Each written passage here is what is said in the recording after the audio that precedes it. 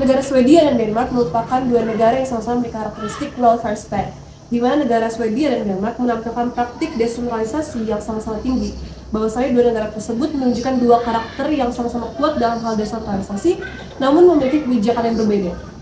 Perbandingan desentralisasi Swedia dan Denmark menjadi hal yang penting bagi kelompok kami bahas, mengingat bahwasannya Indonesia telah menerapkan desentralisasi sejak 1999 atau setelah adanya reformasi, namun sampai detik ini terus mengalami kendala. Maka daripada itu, kelompok kami akan mengupas tuntas latar belakang dan juga penyebab kami ingin membahas desentralisasi oleh rekan-rekan saya lebih lanjut. Rondinelli mendefinisikan desentralisasi sebagai pemindahan wewenang dalam hal pengambilan keputusan, perencanaan, dan administrasi dari pemerintah pusat kepada lembaga yang ada di daerah pemerintah. Teori desentralisasi dari Rondinelli ini ada 4 bentuknya. Yang pertama, dekonsentrasi, yaitu penyerahan sebagian wewenang administrasi kepada tingkat lebih rendah di dalam kementerian dan lembaga pemerintah pusat. Yang kedua, devolusi, yaitu pemberian wewenang yang lebih besar baik secara keuangan maupun hukum kepada pemerintah daerah. Yang ketiga, delegasi. Delegasi merupakan salah satu bentuk desentralisasi yang ditandai dengan pemindahan tanggung jawab manajerial atas beberapa fungsi-fungsi tertentu pemerintah pusat kepada organisasi di luar struktur birokrasi reguler. Yang keempat, privatisasi. Dalam kerangka desentralisasi modern, privatisasi merupakan salah satu bentuk desentralisasi yang ditandai dengan pelepasan sebagian tanggung jawab negara kepada organisasi non-negara. Contohnya, badan usaha private, organisasi sukarela, dan asosiasi profesional. Denmark adalah negara yang terletak di kawasan Eropa Utara bersama dengan Norwegia dan Swedia. Denmark adalah negara Skandinavian yang memiliki letak geografis yang sama dan juga budaya yang erat. Denmark adalah negara yang menganut monarki konstitusional dan sistem pemerintahan parlementer, di mana kepala pemerintahannya ini adalah Perdana Menteri yang dipilih dari salah satu partai paling kuat di koalisi, dan juga kepala negaranya ini adalah raja yang memiliki peran hanya seremonial. Swedia, sama halnya dengan Denmark, adalah negara yang terletak di kawasan Eropa Utara atau sebelah barat Laut Baltik, yang mana Swedia ini adalah negara monarki konstitusional, memiliki kepala negara adalah seorang raja atau ratu, dan juga kepala pemerintahnya itu adalah Perdana Menteri yang dipilih oleh parlemen. Di mana ya kita ada di Denmark. Denmark menerapkan desentralisasi yang kuat dengan memberi otonomi luas kepada pemerintah daerah. Prinsip ini berlandaskan demokrasi lokal, yaitu keyakinan bahwa keputusan publik paling baik dibuat dekat dengan warga. Dengan demikian, kebijakan yang dihasilkan lebih sesuai kebutuhan lokal dan lebih efektif dalam meningkatkan kesejahteraan masyarakat. Denmark memiliki 3 tingkat pemerintahan, yaitu pemerintahan pusat, region, dan municipalities. Struktur ini dibentuk melalui struktural reform 2007 yang menghapus 13 county dan menggabungkan sejumlah municipalities sehingga menghasilkan 5 region dan 98 municipalities sebagai struktur administrasi yang berlaku hingga saat ini.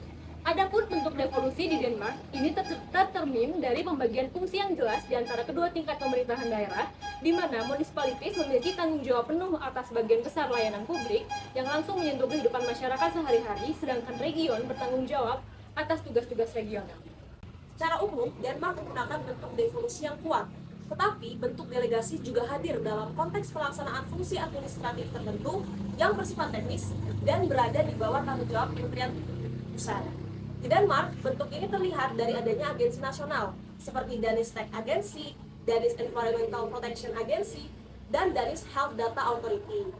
Secara keseluruhan, sistem pemerintahan Denmark menunjukkan devolusi yang kuat, di mana pemerintah daerah memiliki kewenangan luas dalam sektor penting. Hal ini juga tercermin dari adanya pembagian kewenangan yang jelas antara pusat, region, dan municipalities. Kalau kita ada di mana, Min? Kita sekarang ada di Swedia!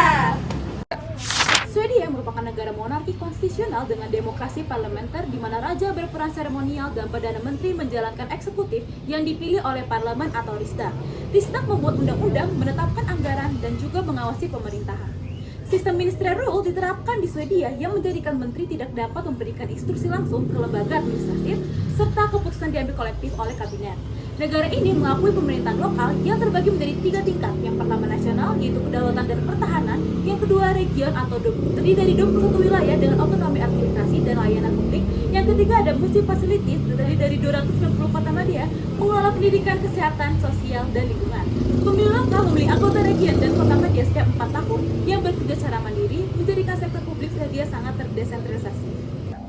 Mengacu pada teori Randelli, ada 4 bentuk desentralisasi yang dijalankan di Swedia. Pertama, dekontralisasi, di mana pemerintah pusat membuka kantor perwakilan di daerah seperti Swedish Tax Agency dan Swedish Police Authority agar kebijakan nasional dapat berjalan dengan merata.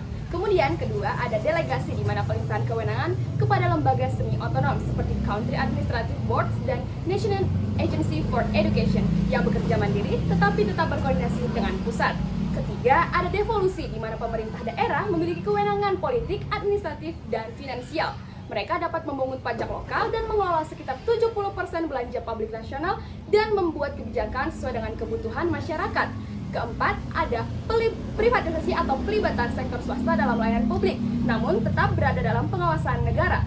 Secara keseluruhan, model ini menjadikan pemerintahan Swedia efisien, transparan, dan partisipatif, di mana Swedia ini dianggap sebagai salah satu negara dengan desentralisasi paling berhasil di Eropa. Dapat kita ketahui bahwa Denmark dan Swedia menerapkan bentuk desentralisasi yang berbeda. Denmark sendiri mulai serius menerapkan desentralisasi melalui devolusi administratif yang menjadikan Denmark sebagai contoh negara yang efisien, transparan, dan cepat tanggap.